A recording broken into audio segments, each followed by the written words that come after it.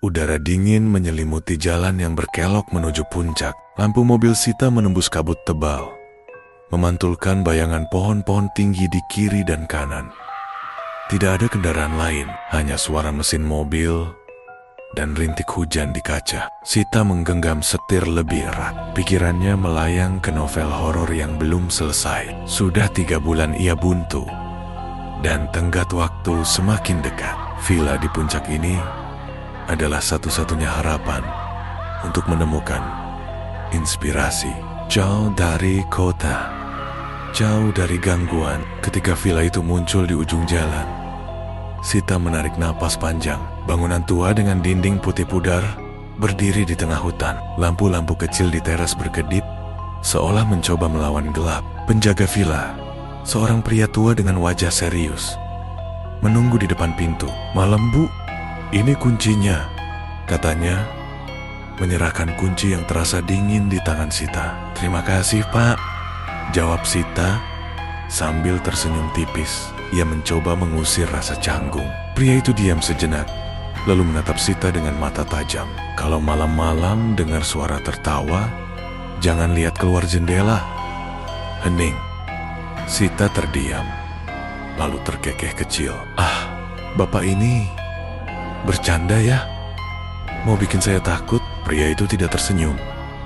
"Saya cuma ingatkan." Sita mengangguk pelan. Ia tidak ingin memperpanjang percakapan aneh ini. Dengan tas di tangan, ia melangkah masuk ke villa. Di dalam, ruangan itu terasa lebih dingin daripada udara luar.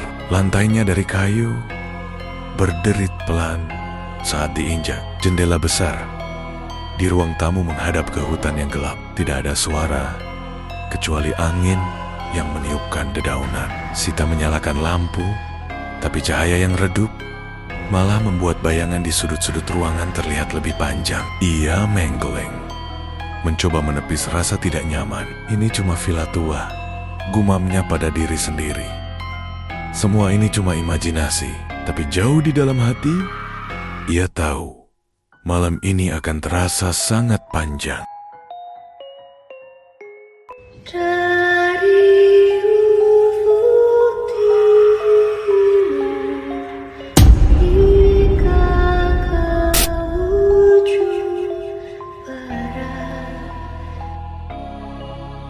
Malam tiba dengan cepat. Angin menggoyangkan dahan-dahan pohon di luar. Sita duduk di ruang tamu. Laptop menyala di depannya. Jari-jarinya mengetik pelan, mencoba menemukan ritme yang pas untuk novelnya.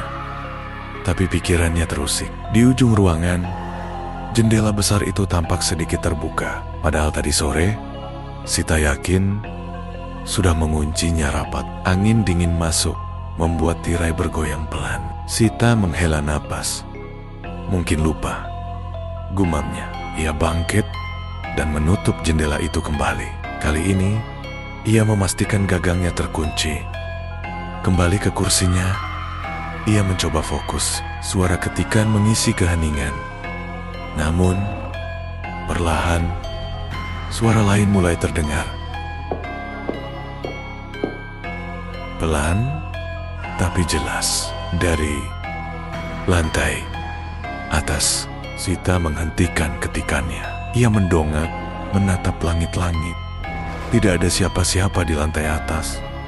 Ia tahu itu, tapi suara langkah itu nyata. 3 langkah, berhenti, lalu 3 langkah lagi. Dengarkan saja, bisiknya pada diri sendiri. Itu cuma kayu tua yang berderit. Namun, suara itu tidak berhenti. Langkah kaki itu bergerak lagi, seolah-olah ada seseorang berjalan bolak-balik. Sita menggigit bibirnya. Ini cuma imajinasi. Aku lelah. Ia memaksakan dirinya untuk tetap duduk, mencoba menulis lagi. Namun, perasaan itu semakin kuat, seperti ada mata yang mengawasinya. Dari belakang, Sita berbalik cepat, tapi ruang tamu itu kosong. Hanya sofa tua, meja kecil, dan lampu berdiri yang menyala redup. Degup jantungnya semakin kencang. Ia menatap bayangannya sendiri di jendela besar. Tapi di antara pantulan tirai yang bergoyang, ia merasa ada sesuatu yang lain. Bayangan itu Terlalu tinggi, terlalu asing. Ia menggosok matanya dan menatap lagi, hanya pantulannya yang terlihat. Sita menghela napas panjang, mencoba menenangkan diri. Cukup, ini semua karena aku terlalu capek. Ia menutup laptopnya, lalu berjalan ke kamar. Tapi saat masuk, sesuatu membuatnya berhenti.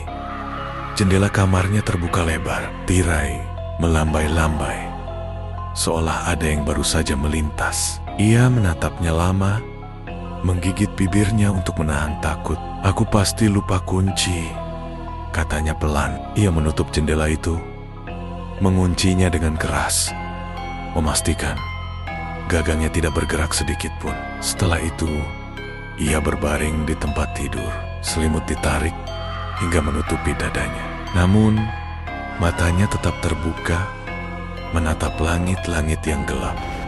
Di luar, angin kembali berhembus. Jauh di dalam hutan, terdengar suara. Seperti cekikikan samar, Sita memejamkan matanya erat-erat. Hanya suara angin, bisiknya, mencoba meyakinkan diri. Tapi di sudut hatinya, ia tahu ada sesuatu yang salah. Malam di villa itu terasa sangat sunyi. Bahkan suara angin di luar terasa seperti bisikan samar. Sita tertidur di kamar, tapi tidurnya gelisah. Jam di meja kecil menunjukkan jam 2:13 pagi. Tiba-tiba, suara itu datang. Pelan, seperti seseorang menahan tawa. Tapi suaranya jelas, tepat di luar kamarnya. Sita membuka matanya perlahan. Ia menatap ke arah pintu. Tubuhnya membeku. Suara itu tidak berhenti, terdengar semakin nyata. Seperti berada di ambang pintu. Jantungnya berdegup kencang. Ia ingin mengabaikannya, ingin menutup matanya lagi. Tapi rasa penasaran menguasainya. Suara itu terlalu dekat. Dengan tangan gemetar, ia bangun dari tempat tidur. Kakinya menapak pelan di lantai kayu. Setiap langkah menimbulkan bunyi derit kecil yang terdengar menakutkan. Saat ia mendekati jendela, suara cekikikan itu tiba-tiba berhenti. Hening, Sita menelan ludah. Dengan hati-hati, ia menyibakkan tirai. Pandangannya menembus kaca yang dingin berembun, mencari sesuatu di halaman gelap di luar. Dan di sanalah dia melihatnya. Sebuah bayangan. Seorang perempuan berambut panjang berdiri diam di tengah halaman. Kain merah panjang melambai tertiup angin. Kepalanya sedikit miring, seperti sedang memandang ke arah villa. Sita tersentak mundur. Tangannya menutup mulut untuk menahan teriakan. Saat ia membuka tirai lagi, perempuan itu sudah tidak ada. Tidak mungkin, gumamnya. Ia mundur perlahan dari jendela. Tiba-tiba, suara pintu terbanting keras menggema di seluruh villa. Sita melompat kaget. Dadanya sesak. Pintu kamar itu bergerak sendiri, membuka dan menutup seperti ada seseorang yang mencoba masuk. Ia berlari dan mencoba memegang gagangnya. Tapi pintu itu bergerak terlalu kuat. Angin kencang entah dari mana masuk, menerpa wajahnya. Lampu kamar mulai berkedip-kedip. Bayangan Sita di dinding terlihat pecah-pecah, seperti tidak utuh. Dan di tengah kegaduhan itu, laptop yang ia tinggalkan di meja menyala sendiri. Layarnya gelap tapi perlahan. Huruf-huruf mulai muncul. Satu kalimat, "Pergi dari sini." Sita mundur dengan napas tersengal. Tangannya meraih ponsel di saku piyamanya. Ia mengetik nomor penjaga villa dengan tangan gemetar. Namun layar ponselnya hanya menunjukkan tulisan yang sama. Tidak ada sinyal. Tidak, ini tidak mungkin, katanya sambil melangkah mundur ke sudut ruangan. Ia mencoba menenangkan dirinya.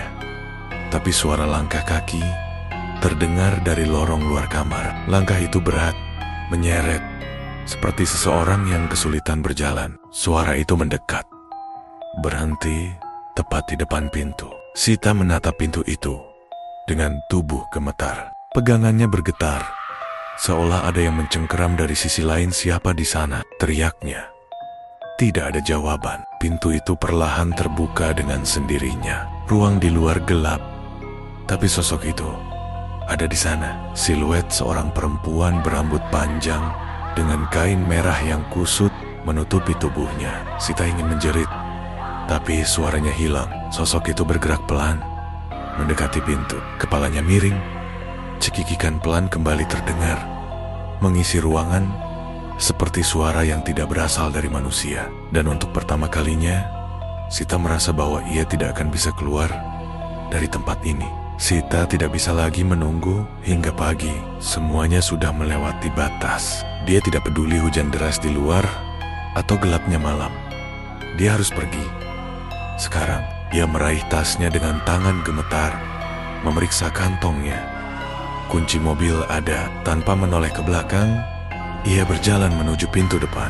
Suara langkahnya menggema di lantai kayu villa yang tua. Tangannya memutar gagang pintu, tapi saat pintu itu terbuka, dia langsung terpaku. Sosok itu ada di sana. Kuntilanak merah berdiri di ambang pintu.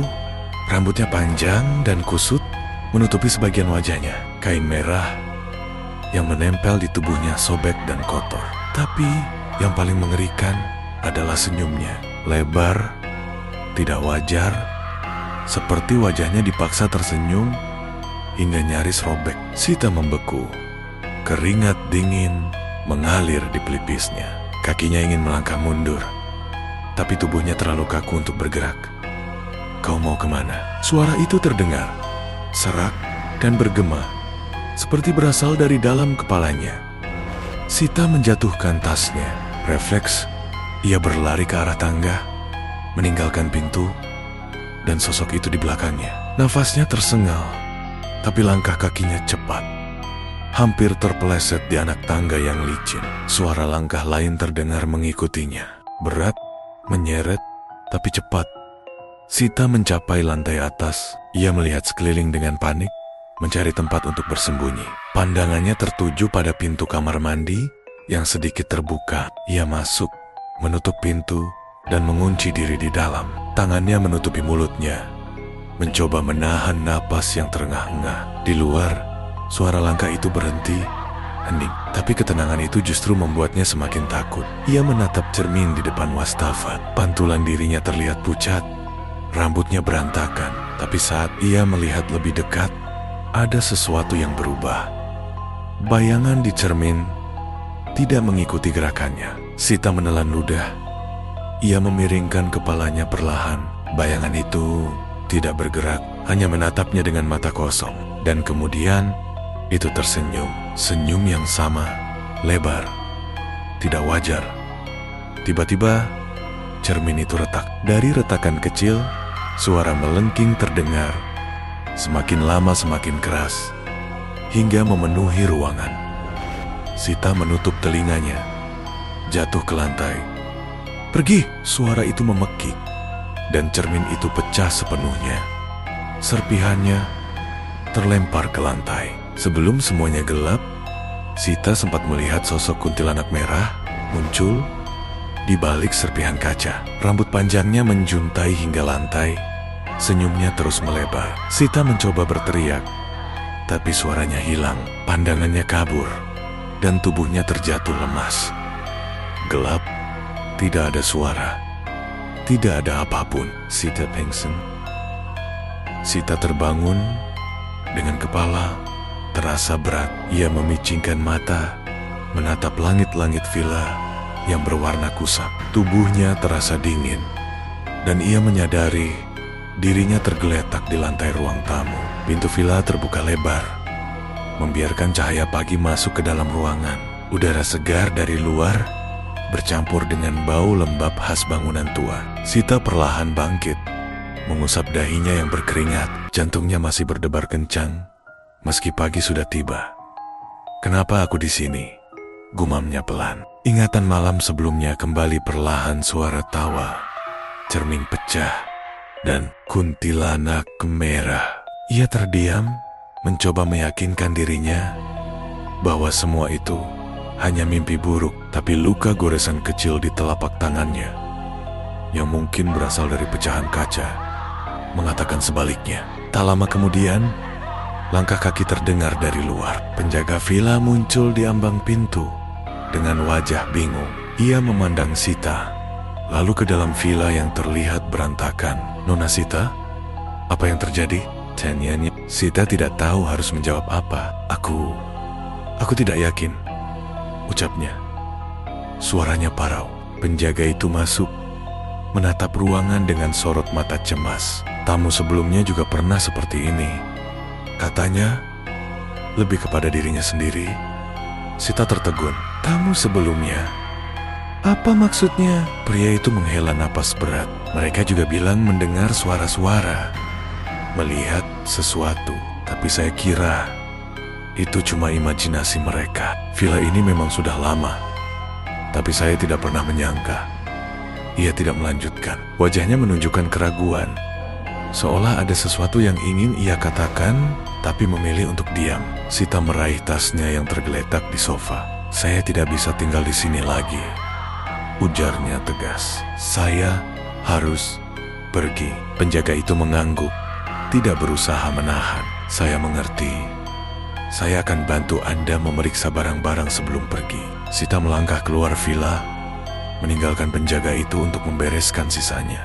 Matahari pagi terasa hangat di kulitnya, tapi tidak cukup untuk mengusir hawa dingin yang masih ia rasakan di dalam hati. Saat sampai di mobil, Sita berhenti sejenak. Ia membuka laptopnya, mencoba melihat naskah yang ia tulis selama ini. Matanya membelalak. Adegan yang selama ini membuatnya buntu telah berubah.